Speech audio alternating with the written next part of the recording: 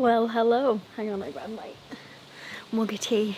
It's gone. Oh, my phone ding-a-linging. It's gone. It's nice and sunny today, but it's gone nice and cold compared to last week, because last week it was super hot. I was planting out the cut flower thing, and we had quite an extreme, going from really hot to quite chilly. So yeah, the fleece is on. We're in the garden. Now I'm actually waiting to go and collect bulbs. I ordered them for collection because I'm doing a segment next week and it's about spring bulbs. So I'm kind of in a flap because I'm like, oh, I need my bulbs. The telly bulbs. But yeah, I wanted this video to be all about that, but things don't always go to plan. So I do need to have a little bit of a tidy up. There is, grass is still growing quite strong. Obviously when the light changes, but I think all that good sunny weather last week, the grass was like, woohoo. So I'm going to do my usual tidy up jobs, and then I'm kind of hoping spring bulbs. I'll get a phone call to be like, hey, your bulbs are ready, let's go. So yeah, that's what I'm doing. I'm kind of like, yeah, waiting. Then we can have a little look around as well and see what's starting to die off as well.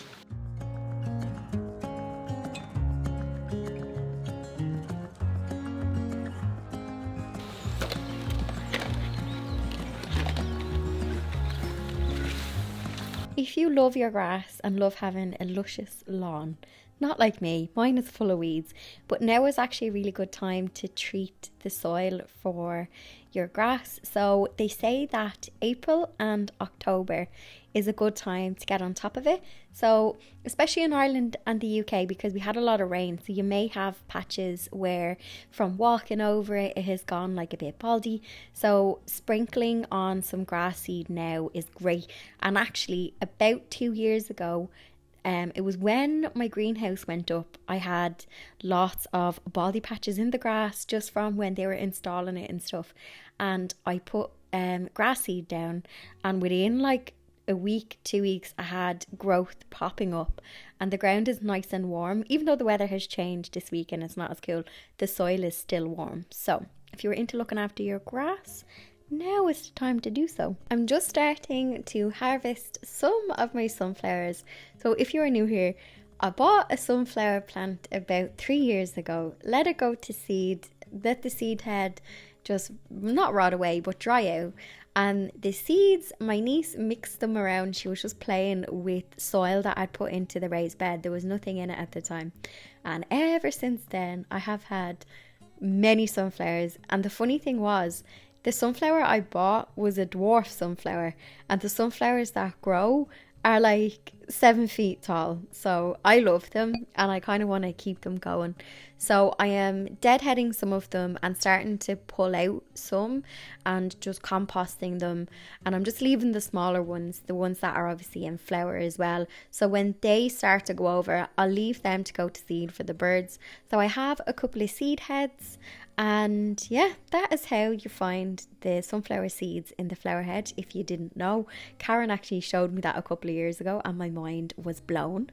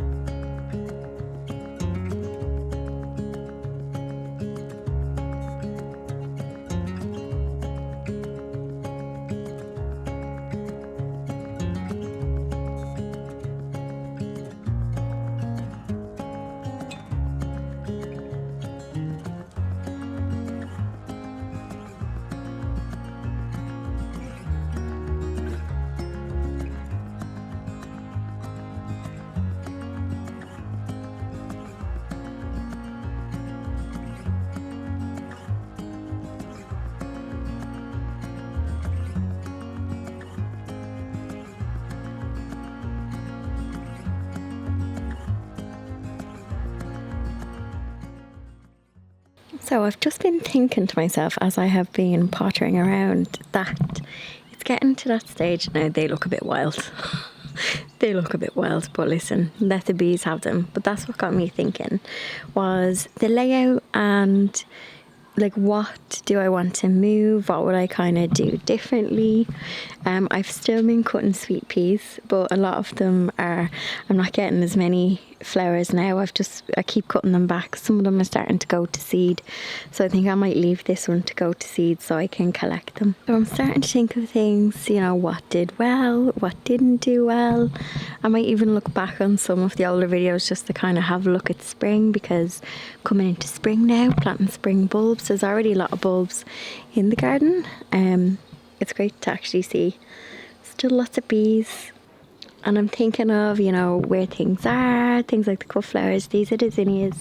They've actually been doing better later in the season. You can see there's a lot of powdery mildew on them because we had more rain. So yeah, someone's chewing them. We have a few sacrificial zinnias, but you know what, the flower heads are still pretty. And if I put them in short vases, they make for like a nice small bouquet of cut flowers. I must actually take an apple before the bugs get it. There's a lovely juicy one, hang on. Oh yes, look at that apple. So yeah, I'm in a reflective mood. Happy with the shady corner down here. There was crocus all along here, which I loved in spring. So I don't know if I want to add some more for next spring. And then I think I do love the sunflowers, but I don't think they need a whole bed. And these are all self-seeders. So I think what I might do is clear some of this out and maybe get different varieties in. Kind of loving all of this here. So in springtime, this is full of tulips. Then it goes into sunflowers kind of. Once the tulips die back, there's a couple of alliums. And then we have the lovely sunflowers. So I think next year I'll thin out a lot of them, give them away, and then do different varieties and smaller ones like the little Dorrit ones that Karen did this year. So yeah, I'm starting to reflect. Also, my origeron that it's buried in here, I planted it early in spring, wanting lovely big origeron, but everything else just kind of took over. So these are teasels, and I think they're going to be flowering next year. I think they're a biennial, and yeah, nasturtiums took over. They're self-seeders. I do like the sweet peas, but I think next year put a better support in. So yeah, I'm kind of just walking around and I'm like jotting down my learnings. What I love about this time of year is, so with gardening, you get like a clean slate. Also, sorry if I have food in my mouth. I just had lunch.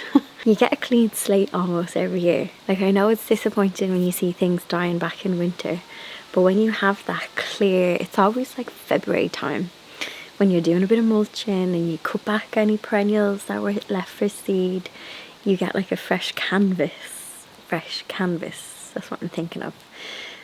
So yeah, I'm kind of looking at like even little things like, do I want these coloured dahlias here? Do I want to change up the colours? Do I want to move them? Am I going to leave them in there over winter again and mulch them?